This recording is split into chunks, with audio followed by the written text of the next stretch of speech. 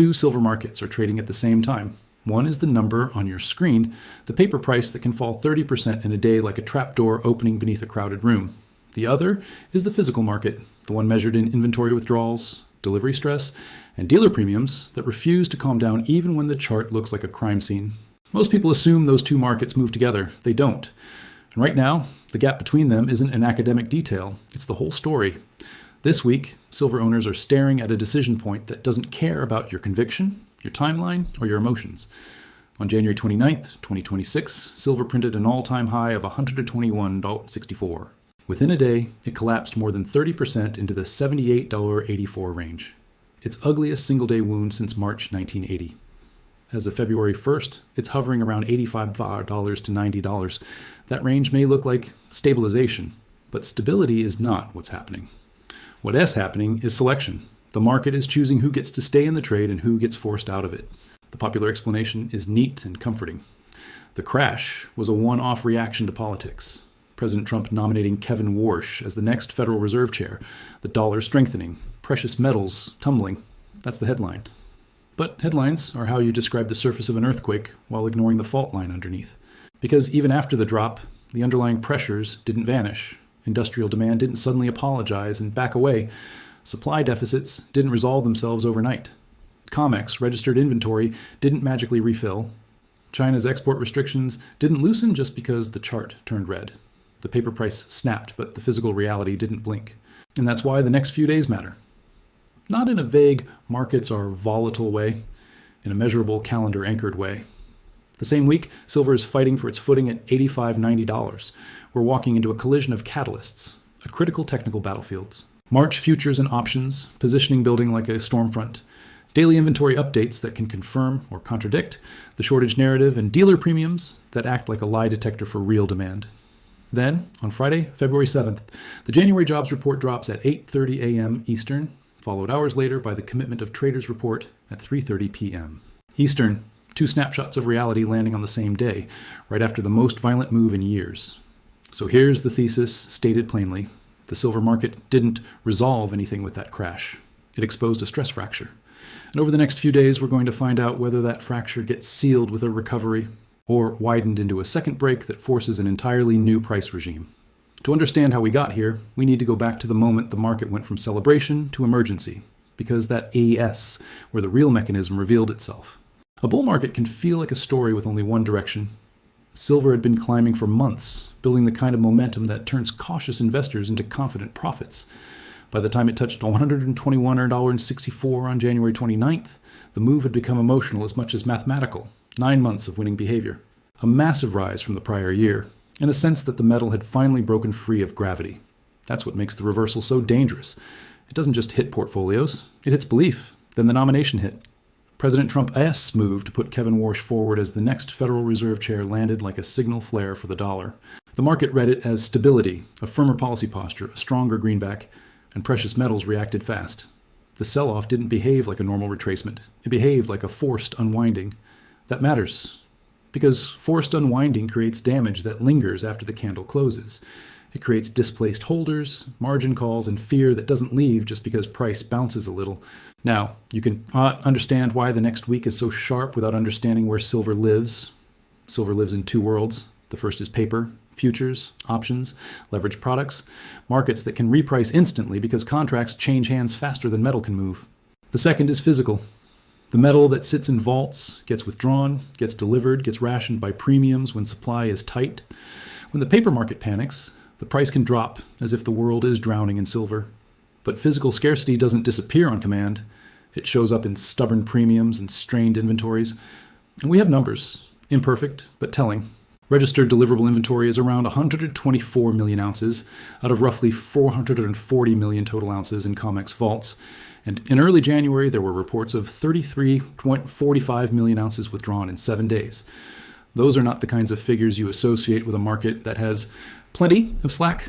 That's the plumbing being tested. When the plumbing is stressed, the paper market can pretend everything is fine until it can't. That is why this week, setup is so severe. Price is trying to decide what story it belongs to. Is the January crash the moment the bull run broke its spine? Or the moment leverage got purged so the trend can continue on stronger legs? Both stories can begin at the same place. The difference is what happens next. And before we go deeper, if this is already changing how you think about silver, do me a favor. Hit the like button and subscribe. It helps this kind of investigative breakdown reach the people who need it before they re-force to react after the fact. All right, here's where it gets even more precise. Because the coming week isn't just volatility, it's a scheduled stress test. March futures and options are where attention concentrates. Roll activity and heavy open interest can amplify moves in either direction. And on February 7th, the jobs report can swing Fed expectations, which can swing the dollar, which can swing silver fast. The market has been reminded violently that it can move 30% in a day, that memory changes behavior. But here's what the market didn't anticipate. The crash may have solved a paper problem while leaving the physical problem untouched. And the next few days are when those two realities collide. When people say the market is watching, what they usually mean is the crowd is watching the price. But the price is the last thing that changes. The deeper market watches pressure, positioning, inventory flow, and the moments when a narrative gets tested against reality. That's what's happening now. Start with the simplest battlefield, $85 to $90. It doesn't sound dramatic. It doesn't look like history. But in a post-crash environment, that range becomes a referendum. Hold above it, the crash starts to look like panic liquidation, an event that exhausts itself. Break below it decisively and the sell-off starts to look unfinished, like the first wave of a larger deleveraging. After a move like January's, the chart isn't just lines and indicators, it's a record of who is trapped. Now layer in the calendar. Friday, February 7th at 8:30 a.m. Eastern, the January jobs report hits. Expectations are for moderate job growth, roughly 150,000 to 175,000 added. This matters because jobs data doesn't just describe employment, it rewrites the market's assumptions about the Federal Reserve. Strong numbers can delay rate cuts and support the dollar.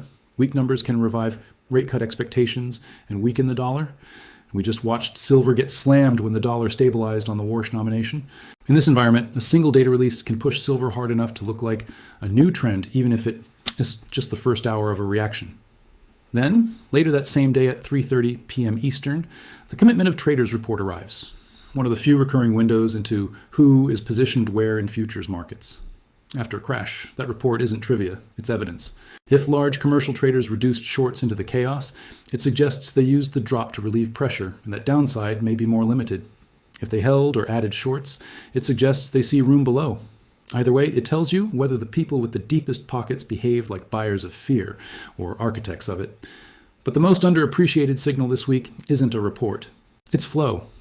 Daily inventory updates matter because they reveal whether the crash changed physical behavior. Did lower prices trigger more delivery demand, pulling metal out? Or did the shock scare buyers off, allowing inventories to rebuild? Continued withdrawals? Despite a violent drop, would be a loud message. Physical demand isn't T following the paper narrative. Unexpected builds would weaken the shortage story and give bears oxygen. And then there's premiums. Quiet, stubborn, and brutally honest. During the run-up, premiums surged. After the crash, early reports suggested they stayed high anyway. Silver Eagles still carrying roughly 6 to 8 over spot, and larger bars still priced over spot by several dollars. Premiums aren't perfectly scientific, but they are immediate. They tell you what real buyers and real dealers are experiencing. If premiums compress sharply this week, that would imply demand is cooling and the paper drop is being accepted as truth. If premiums refuse to fall, it implies the paper market is discounting something the physical market won't. This is the turn. The public will be focused on the chart, while the real contest plays out in inventories, positioning, and the dollar's reaction to the jobs report. The surface story will say silver is stabilizing or silver is crashing again. The deeper story will be about whether the system can reconcile paper price with physical constraint without breaking something else. And if you think that's the full story, you're not even close. Because what happens next isn't just about silver's direction, it's about what the January crash was really for. A violent crash is never just a price event, it's a sorting mechanism. It decides who must sell and who gets to choose.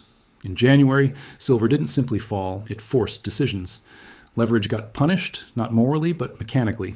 Stops triggered. Margin calls accelerated. Positions that looked manageable in a normal week became impossible in a single day. That's why the next few days carry so much weight. The market is still redistributing risk after the first shock, and the next shock is already scheduled on the calendar. Here's what the convergence really means. If silver holds the $85 to $90 zone through this week S catalyst cluster, especially through the February 7th jobs report, and if the dollar weakens on softer data, the crash begins to look like a purge. A purge is ugly, but it clears the path. It exhausts sellers. It hands metal, paper claims, physical demand, conviction from weak hands to strong ones. In that world, even a modest recovery can turn violent because the market is no longer fighting the same kind of supply. It's fighting repositioning, and repositioning moves fast. But if silver slips beneath the range decisively, the story changes. It stops being purge and becomes fracture. A fracture means the market didn't just remove leverage, it damaged confidence enough to unlock a second wave of selling. In that world, 78 to 84, the crash low, stops being a memory and becomes a destination. If that level breaks, panic can return not because fundamentals changed, but because psychology did. And psychology is what turns a correction into a cascade. There is a third outcome people underestimate because it feels less dramatic. The market thrashes without choosing. Choppy, violent, exhausting range trade action that punishes both bulls and bears. That outcome is psychologically brutal because it drains conviction through whiplash, not through a clean break. It makes everyone feel wrong, even when they're right on the long-term thesis. And it creates the perfect environment for transfer, because the impatient capitulate in slow motion. Now, the most dangerous outcome is also the most cinematic. The move that looks like a breakdown before it becomes a squeeze. Silver dips below the line everyone is watching. Trigger stops, invites the "it's over" headlines, then reverses hard when a catalyst flips the dollar. Inventories show continued withdrawals or premiums spike and expose the paper drop as an illusion. That's how bear traps work. They don't trap you with deception. They trap you with your own need for certainty. So here I ask what I want you to think about. If the paper price can drop 30% in a day while premiums and inventory stress refuse to calm down, what does that say about where truth is actually being priced? Is the screen the market, or is the screen the narrative? Drop your take in the comments, because the answer to that question changes how you interpret everything that happens this week. And this is where it gets personal. Because the mechanism that transfers wealth in markets like this isn't secret information, it's emotional timing. The market punishes the person who needs to act now and rewards the person who can act later. After January's crash, a huge number of people are operating from trauma. Fear of another drop, fear of missing the rebound, fear of being wrong twice. That fear is fuel. The next few days will burn it. And if you're still thinking this is only about traders, look closer. Because what happens when a market can't reconcile paper claims with physical constraint? It doesn't just move the price, it changes the rules you thought were stable. Let's return to the contradiction we opened with. Two silver markets, one reality. The paper market can sprint. The physical market can only walk. When those two speeds collide, you get the kind of week we're entering now. Compressed catalysts, fragile confidence, and a price range that becomes a referendum on the entire narrative. So where does this leave us on February 1st, 2026? At a crossroads where the next move doesn't need to be predictable, to be decisive. If the recovery path wins, you'll watch the story rewrite itself in real time. The crash becomes healthy correction. The $85-$90 zone becomes the bottom. The market starts talking about $100 and $110 again, not as fantasies, but as milestones. The risk in that world isn't fear, it's greed. It's the impulse to believe the pain is over forever and to size up at the exact moment volatility is still lethal. If the fracture path wins, the market's lesson becomes harsher. You'll see how quickly a second leg down can arrive after a first one, especially when participants are already emotionally compromised. And in that world, the fact that fundamentals haven't changed becomes both comfort and trap. Comfort, because supply constraints and industrial demand don't disappear just because price falls. Trap, because fundamentals don't protect you from forced liquidation if you're overexposed or leveraged. The system doesn't ask whether you're right. It asks whether you can survive being early. And if the choppy path wins, if the market spends days whipping between levels without resolution, that is where discipline becomes an edge. Doing nothing when everything in your brain screams to do something becomes a skill. That's not motivational talk. That's how you avoid becoming liquidity for someone else's plan. The most important reframing is this. The next few days, Donnie T decide whether silver has a long-term case. The source data you're watching, industrial demand, supply deficits, inventory stress, China's export restrictions, doesn't evaporate on a bad week. And what the next few days decide is whether you were positioned in a way that lets you stay on the field. Because markets like this don't just reward being right, they reward being able to remain right long enough to matter. We don't know exactly how this ends. Nobody does. The jobs report could surprise, the dollar could swing, positioning could reveal a market that quietly healed, or a market that quietly sharpened its knives. Inventory flows could confirm that physical demand stayed strong through the crash, or show that the shock cooled real buying. Premiums could keep accusing the paper market of lying, or finally compress in a way that changes the tone. What we do know is that the setup is concentrated, The recent wound is fresh, and the market is still deciding what the January crash actually meant. So here is the takeaway you can carry without pretending you control the outcome. Decide your behavior before the market demands it. If you're holding physical for the long term, don't let a short-term narrative force you into an emotional decision. If you're trading, respect the fact that a 30% day is now proven possible in both directions. If you're using leverage, understand that the market has already demonstrated it can erase you faster than you can process a headline. Preparation isn't paranoia, it's survival, because the empire isn't falling, it's transforming, quietly, mechanically, through the incentives baked into the system. They built this market to move money from the reactive to the prepared. Now you can see the mechanism. The question is whether you'll act like someone who sees it before it moves again.